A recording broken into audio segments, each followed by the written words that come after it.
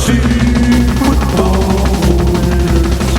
winners, for winners. Before jumping into today's podcast, very quickly, tomorrow will be the final episode of this first season of the Fantasy Football for Winners podcast. Thank you for listening, and thanks to those who have reviewed it. I'm grateful for that.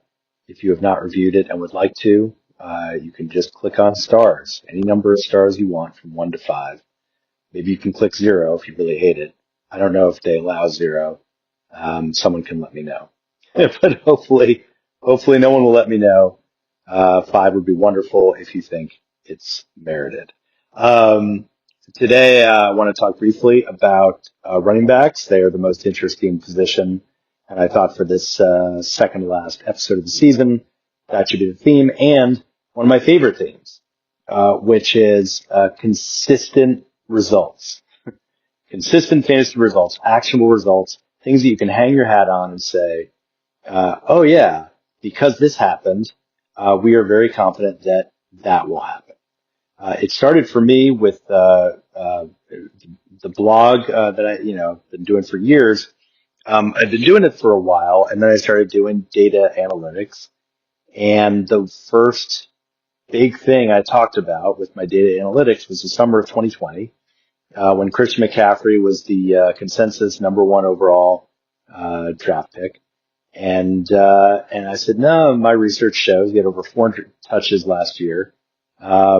This is not going to go well next season in all likelihood. And I would fade him, and I remember people really pushing back hard on that. And I welcomed all of the criticism, and I basically just said, we'll see at the end of the season. At the end, that's how we'll know who's right and wrong. We're not going to be able to litigate it right now.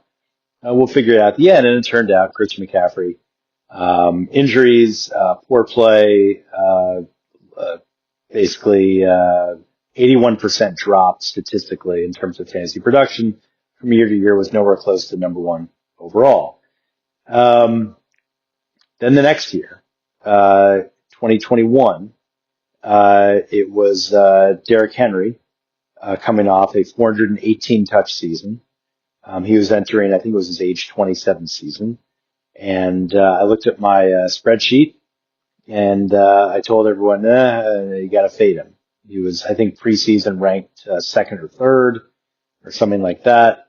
Got knocked out for the season effectively week 8 or week 9. So then fast forward to 2024. 2024. Christian McCaffrey. It was coming off a 417 touch campaign. And I said, once again, you have to fade him. People said, that's ridiculous, BJ. He's going to be great. Crushed it last year. He's playing for the Niners. He's going to crush it again. And my attitude was, the data shows, and I remember writing this, that there are 25 guys who have done what he did last season at his age, and 23 of them historically have done worse the next season. That's 92%. And the 2 that did better were only incrementally a few points better. Most did much worse. And so even though he was viewed as an elite preseason fantasy running back, I made the point of, no, you fade him. If you agree with me, if you don't agree with me, take him. Those who drafted him really got crushed for obvious reasons. Those who faded him avoided a huge mistake. That brings us to this past summer. I did several podcast episodes and several blog posts sounding the alarm about Saquon Barkley. Saquon Barkley was the preseason overall number 3 fantasy player. He was the RB2 in terms of right behind Bijan Robinson.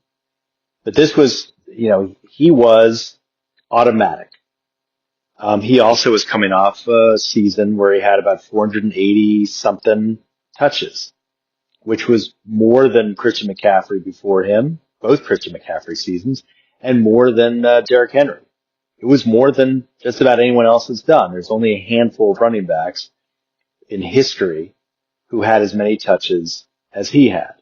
it was inconceivable that he was going to meet or exceed expectations. And the drop would probably be pretty significant because that's how it usually is. Once again, some pushback, but not as much, I gotta say. There was a little more, he was right about Christian McCaffrey both those times, right about Derrick Henry. It's tough you don't want to fake Saquon Barkley after what he did last year, but those of you who did, avoided a big mistake. It is not to say that Saquon Barkley hasn't been good. He has been good. He is currently the overall RB 13, I think he is, 12 or 13, and he's the RB 9 in fantasy points per game. He has come on pretty strong up until last week, which is a killer. But he had about 50 or so fantasy points in the 3-week fantasy playoffs. That's terrific. That was the best stretch he's had all year.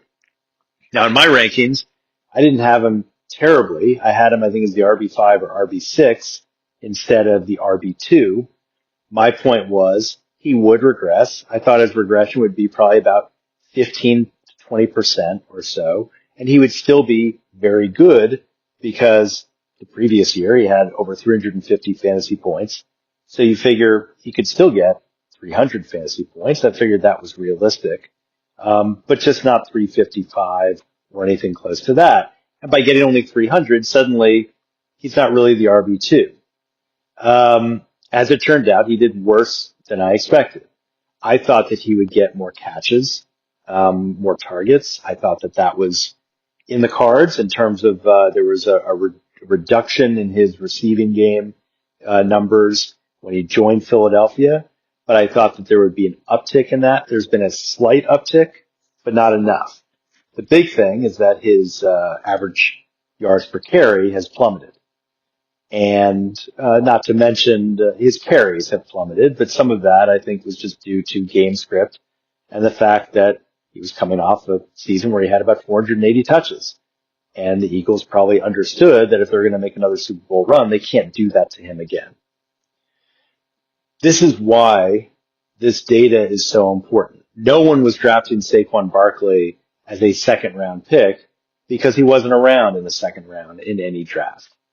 He was the number 3 overall fantasy player, which means generally he was going no later than 4th or 5th in 90-something% of drafts. I mean, he was basically top 5, and he was consistently top 3 and sometimes number 1 overall. But if you wanted to fade him, all you had to do was just say, I'm not going to take him in the first 5, 6 picks, and boom, you don't have to, because someone else will. Going into next season, there might be somebody else who I say, hey, I'm sounding the alarm. This is not just, I'm concerned. It is, no, you fade them. Period. You just don't even think about it. You fade them. Of course, I want you to think about it. I don't want anyone to do something just because I tell them, do it. Because that's not my personality anyway. But there will be players, at least one, who I will say, there is a 90-something% chance that they're going to have a significant regression. Significant being, usually at least 20%. I call significant regression. And if you're willing to absorb that, then go for it. Draft the number 1, number 2 overall and see how it goes. Christian McCaffrey is going to be one of those guys. I pointed him out before. He has 399 touches. He could have 450 or more when this season is all over, including the playoffs. That is a major, major concern. James Cook has 340, and he could realistically hit 400, and that would be deeply concerning if he does that.